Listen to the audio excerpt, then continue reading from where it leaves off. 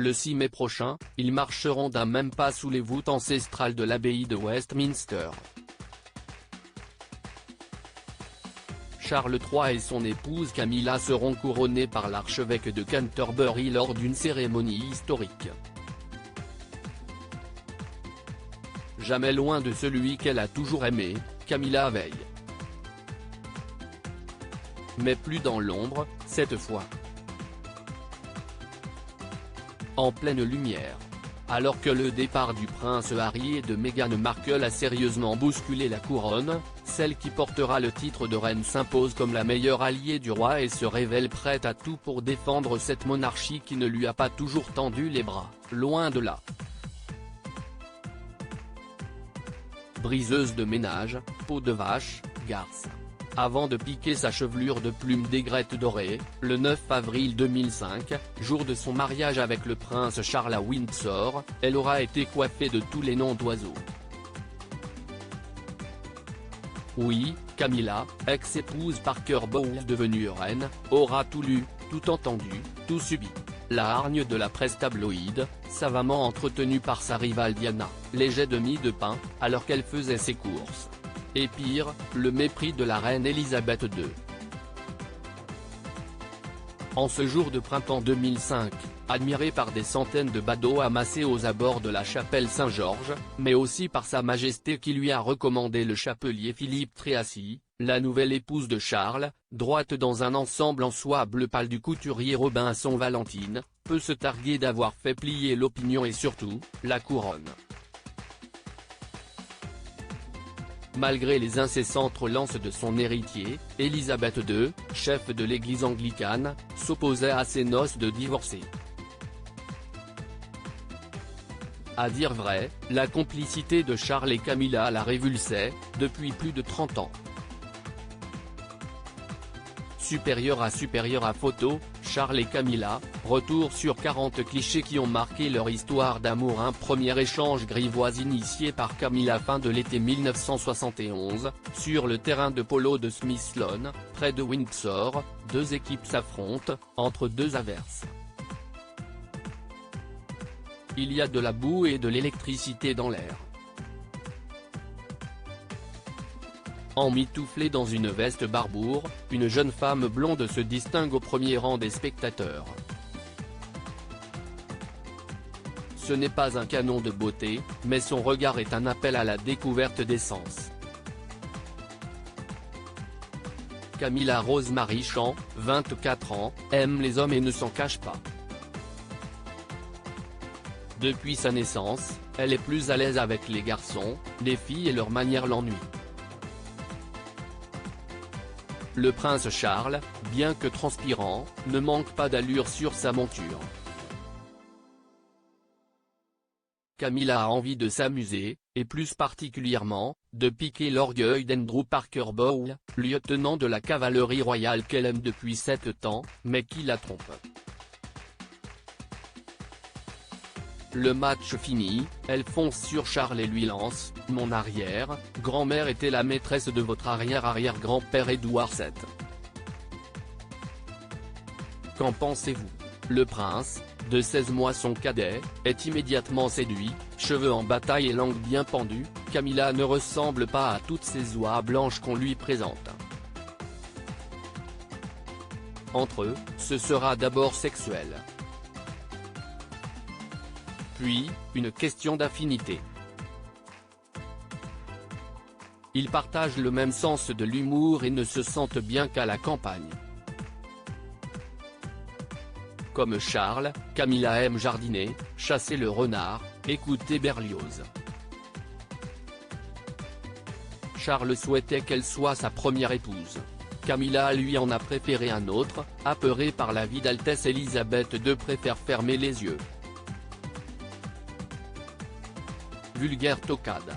Et si Sa Majesté avait raison? Quand son fils demande Mila en mariage, en 1972, celle-ci décline. Trop d'obligations, trop de contraintes. Pire, alors que le prince s'est engagé dans la Royal Navy, elle annonce ses fiançailles avec Andrew Parker Bowles. leur mariage brise le cœur de Charles. Mais Camilla sait revenir comme une chatte. Elle le rassure et l'étreint de nouveau, comme aucune autre, à partir de 1980. Il l'implore de divorcer.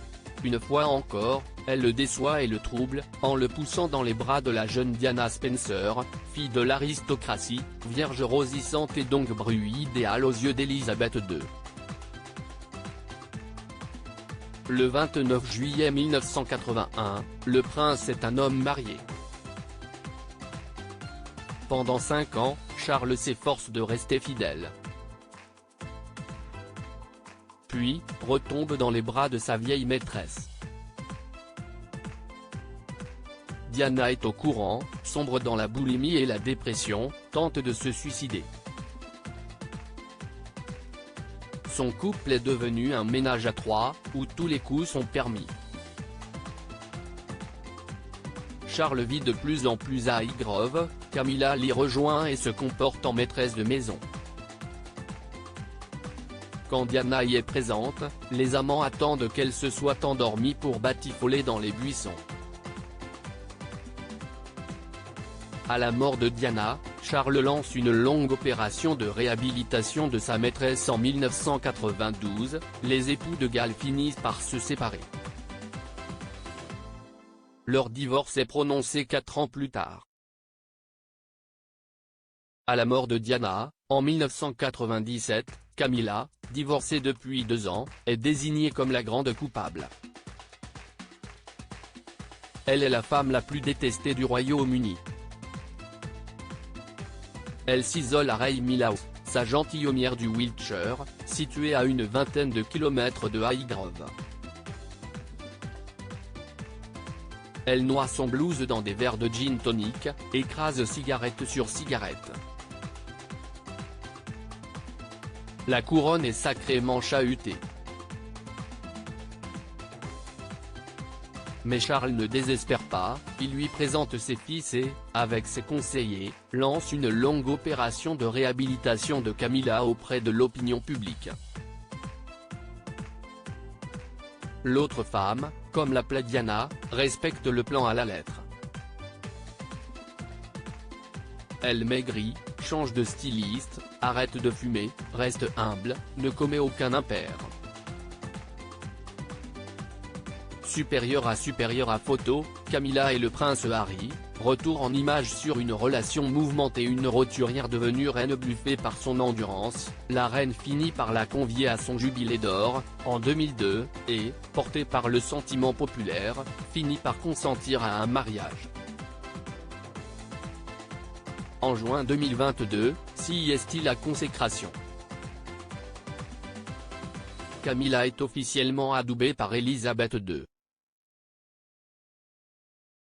Je souhaite sincèrement que, le moment venu, Camilla soit connue sous le nom de reine consort, car elle poursuit ses loyaux services, avait fait savoir la monarque avant de s'éteindre quelques mois plus tard.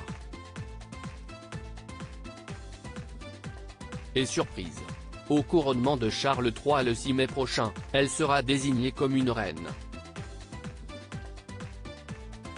Aujourd'hui mieux considérée, voire saluée pour ses actions caritatives, mais aussi pour sa proximité non feinte avec le peuple, Camilla ne prétend rien effacer. Finalement, le premier choix du prince n'était pas le plus mauvais. Texte de Katia Alibert et Thomas Durand. Cet article a été initialement publié dans Gala Destin de Femme daté du 1er juillet 2018. Crédit photo. Direction artistique Gala.